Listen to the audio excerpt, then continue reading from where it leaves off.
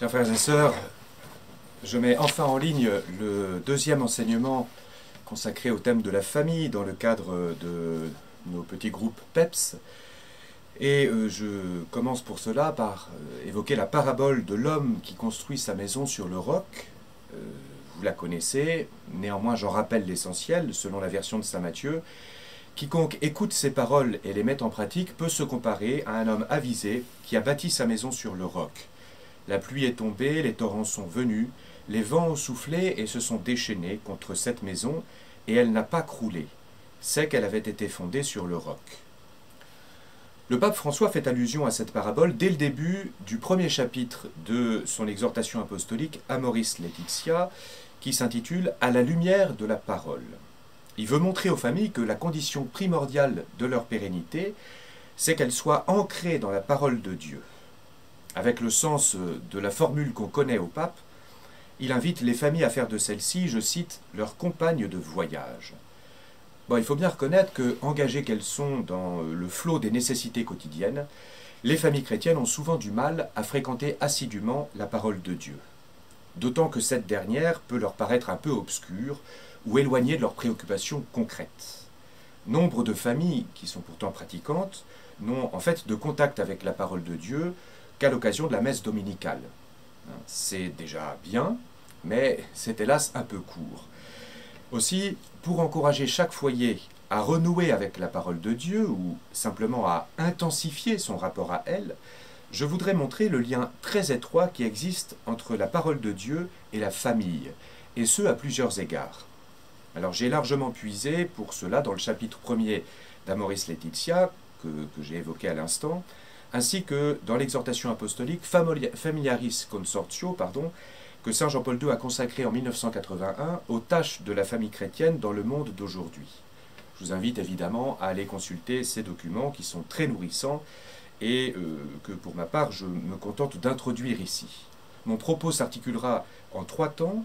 D'abord, j'évoquerai ce que la parole de Dieu contenue dans l'Écriture sainte dévoile du dessein de Dieu sur la famille. Je parlerai ensuite de la manière dont la parole de Dieu intervient de manière très spécifique dans le sacrement de mariage. Et enfin, je ferai une allusion très brève à la tâche prophétique qui revient à la famille chrétienne à l'égard de la parole de Dieu. Voyons d'abord les principaux enseignements de la Bible sur le couple et la famille. Alors cet intitulé est un petit peu pompeux parce que si on devait reprendre tous les enseignements de la Bible à ce sujet, je pense qu'on serait encore là dans quelques semaines. Je me contente des 3 plus belles données qui nous sont révélées dans l'Écriture sainte au sujet du couple et de la famille. Dans le premier chapitre du livre de la Genèse, l'Esprit Saint, qui guide la plume des écrivains sacrés, nous apprend d'abord que l'être humain est fait à l'image et à la ressemblance de Dieu. Et parce que ce même chapitre nous enseigne que l'être humain est créé d'emblée homme et femme, homme ou femme, en vue de la complémentarité avec une personne de l'autre sexe, il faut comprendre que non seulement chaque personne prise isolément, mais aussi le couple humain porte l'image et la ressemblance de Dieu. Le couple en tant qu'unité de personnes. À la lumière de ce que nous dévoile le Nouveau Testament, c'est-à-dire que Dieu n'est pas monolithique, mais qu'il est Trinité, on découvre que le couple humain porte donc par nature l'image et la ressemblance de Dieu Trinité.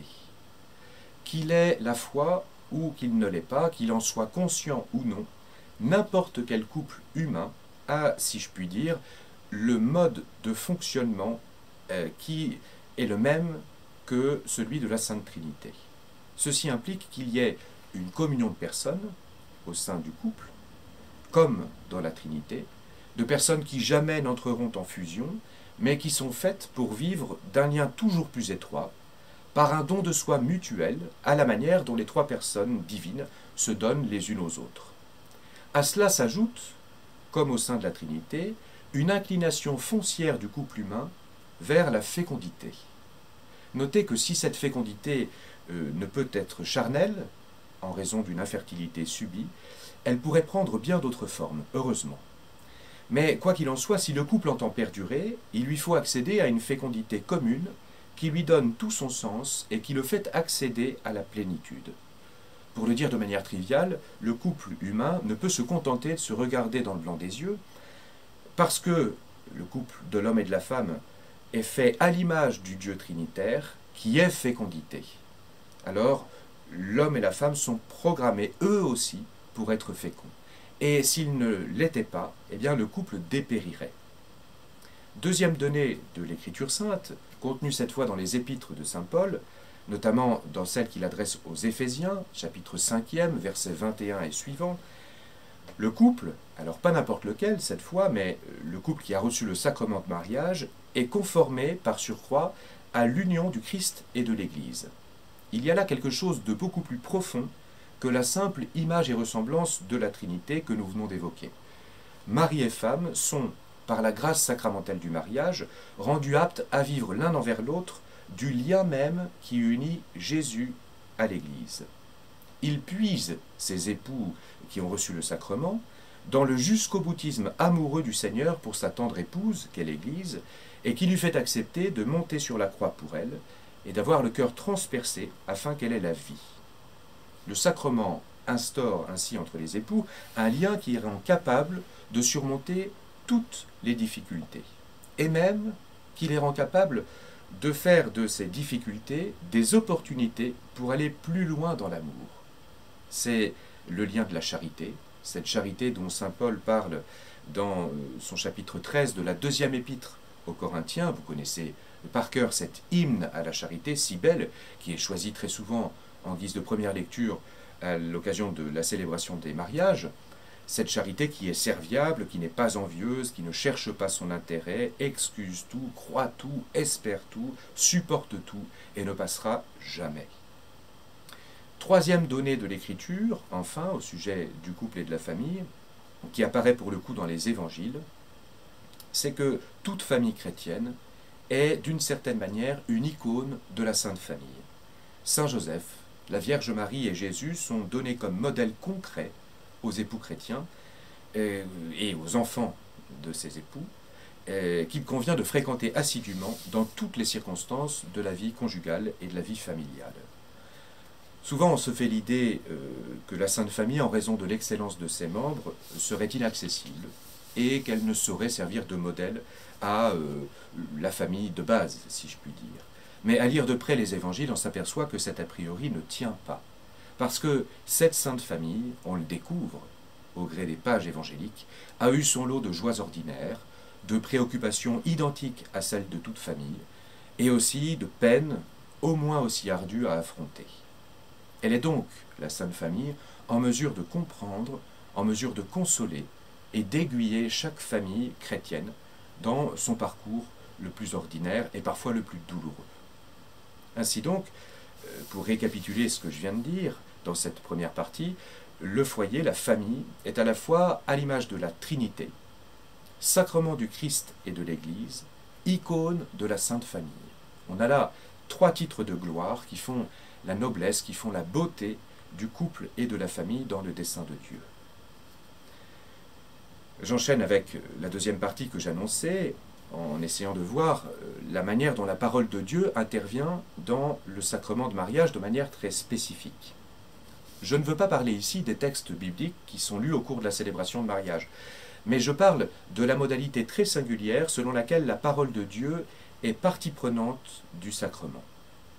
Au moment de l'échange des consentements, qui, comme vous le savez, fait le sacrement de mariage, les époux prêtent, pour ainsi dire, leur voix à Dieu. Ça ne veut pas dire qu'ils sont de simples marionnettes purement passives, qu'ils seraient des automates, mais que leur parole humaine engage plus qu'eux-mêmes. Elle engage Dieu, dont la parole, celle-là même qui a créé toute chose à partir de rien, est sans défaillance. Les dons de Dieu, nous dit l'Écriture, on pourrait dire la parole de Dieu, est sans repentance. Notez que c'est ce qui se passe dans chaque sacrement. Les paroles que prononce le ministre dépassent de loin celui-ci. Quand par exemple le prêtre dit au cours de la messe « Ceci est mon corps », ou lorsqu'au confessionnal il dit « Je vous pardonne tous vos péchés », c'est Jésus prêtre qui intervient en personne, avec une efficacité dont le pauvre célébrant est évidemment incapable par lui-même. Ainsi, au cours de l'échange des consentements, les époux laissent Dieu entrer dans le cercle de leur couple. Ils lui permettent de prendre possession de leur personne et de garantir la pérennité de leur union par un oui que prononcent les époux, mais qui a la solidité de la parole même de Dieu. De sorte que tout au long de leur vie conjugale, les époux pourront s'appuyer sur ces consentements qui ont été échangés au pied de l'autel et qui auront revêtu la puissance même du consentement du Christ époux. Alors croyez bien que ce n'est pas là une simple manière poétique de s'exprimer, d'évoquer le mariage, mais que c'est une description de ce qui s'y passe très concrètement. Mais parce que, évidemment, au cours de leur vie commune, les époux vont s'échanger des mots qui seront parfois fallacieux, qui seront blessants ou simplement inadéquats, Dieu, qui est toute miséricorde, leur permettra de retremper leur union conjugale dans cette même parole de Dieu qu'il a fondée et qui est présente au cœur des sacrements de l'Eucharistie et de la pénitence et de la réconciliation, par exemple. Je passe enfin à cette troisième forme de relation qui existe entre la parole de Dieu et la famille, ce que les papes ont appelé la mission prophétique de la famille. Par mission prophétique, on entend simplement la tâche d'annoncer la parole de Dieu. À cet égard, les familles ont une fonction spécifique dont elles seules peuvent s'acquitter dans la propagation, dans la diffusion de la parole de Dieu, c'est-à-dire dans l'évangélisation. Voici des mots lumineux que tenait à ce propos le pape Paul VI dans l'exhortation apostolique Evangelii Nunciandi, qui porte sur l'évangélisation dans le monde moderne. Je le cite, « La famille, comme l'Église, se doit d'être un espace où l'Évangile est transmis et d'où l'Évangile rayonne. Au sein donc d'une famille consciente de cette mission, tous les membres de la famille évangélisent et sont évangélisés. Les parents non seulement communiquent aux enfants l'Évangile, mais ils peuvent recevoir d'eux ce même Évangile profondément vécu. Et une telle famille se fait évangélisatrice de beaucoup d'autres et du milieu dans lequel elle s'insère. » Fin de citation. C'est au numéro 71 de l'exhortation apostolique Evangelii Nunciandi que je vous invite évidemment à aller consulter. On trouve exposé dans le propos de Paul VI la double dimension de la mission évangélisatrice, c'est-à-dire prophétique, de la famille. Une dimension qu'on pourrait appeler ad intra, entre les membres de la famille, où les parents s'évangélisent entre eux et évangélisent les enfants, mais où en retour, les enfants évangélisent les parents. Et je suis sûr que vous, parents, grands-parents, avez déjà fait l'expérience merveilleuse d'être évangélisés par vos enfants. Comprendre que, à travers leurs actes et parfois à travers leurs paroles, c'est bien Dieu qui vous parle.